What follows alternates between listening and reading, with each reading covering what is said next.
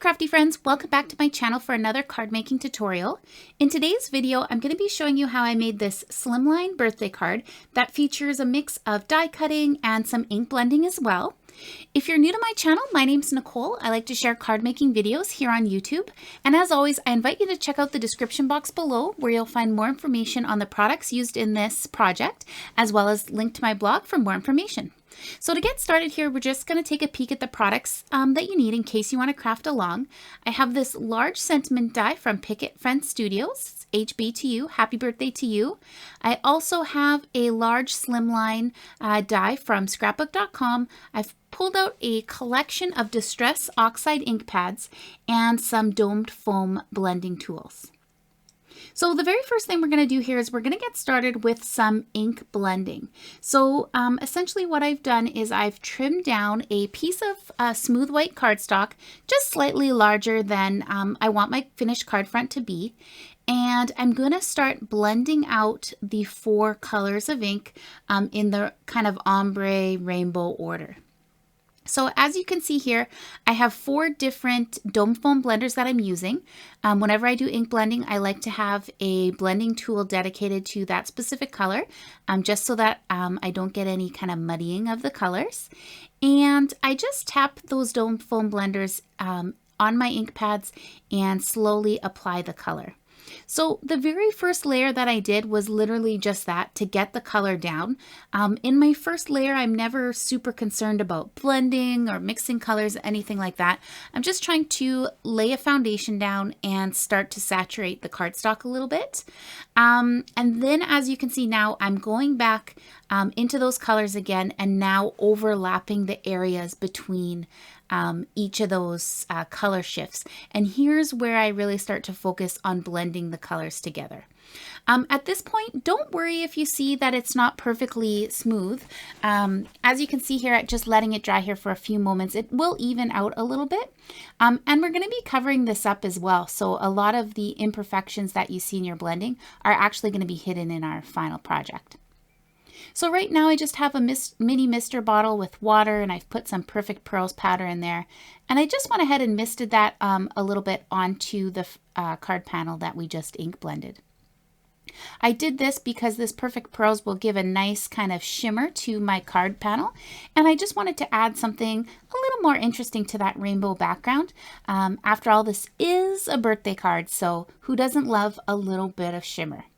So right now I've pulled out my Ranger heat tool and I'm just warming that up here and drying out my piece of cardstock, just honestly because I don't want to wait for it to dry. If you don't have one of these heat tools, that's fine. You could set your cardstock aside and come back to it later. So the next part of this card here is going to be some die cutting. So as you can see here, I have a large HB2U die. That one is from Picket Friends Studios. And I also have this big slimline die with the stars on it. That one is from scrapbook.com. And I love that die because it will perfectly cut to the size of a slimline card for you. So off screen, I did go ahead and zip those through my Gemini die cutting machine. And right now I'm just doing some gluing. As you can see, I ended up cutting out 3 of the HB2Us out of the white cardstock. And I did that just because I wanted to stack up these die cuts for a little bit of extra dimension here on the front. Up in the side here in a moment, you'll see that I also went ahead and cut out 1 extra of the stars panel from white cardstock as well, so that I could layer that up behind my behind this beautiful ink blended pattern. So just while I am gluing these here together with some liquid glue, I did just want to mention that, of course, if you're enjoying this video, please do give it a thumbs up so that it can be shared with more people. And if you like what you see and you were looking for some more crafty inspiration, I invite you to come and join the channel and become a subscriber. All right, so on the screen there now, you can see that I've just gone ahead, glued my elements together.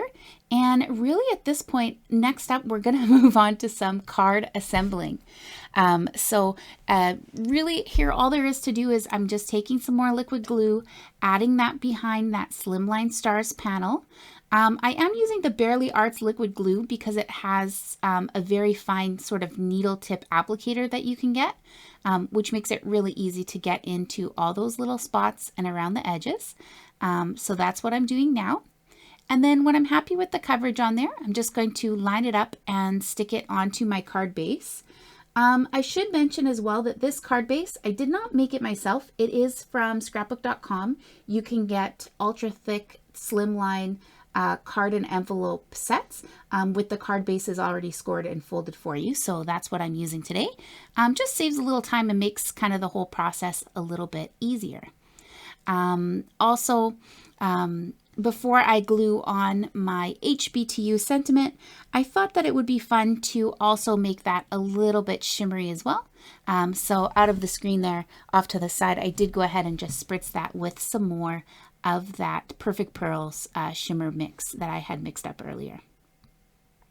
So at this point, I'm just going to quickly adhere down this sentiment to the front of the card. And really, that's it for this one. It's a really quick card. It's fun to make. I think this would be a great one to mass produce, or if you wanted to test out a bunch of different ink blending color combinations, I think that would also be really fun with a card like this. As you can see here, we're just taking a look at the final product. I love the way this one turned out. I think it would be a fun card for anyone. As always, I invite you to check out the videos on your screen for some more crafty inspiration. And until next time, I hope you are keeping it crafty. Bye!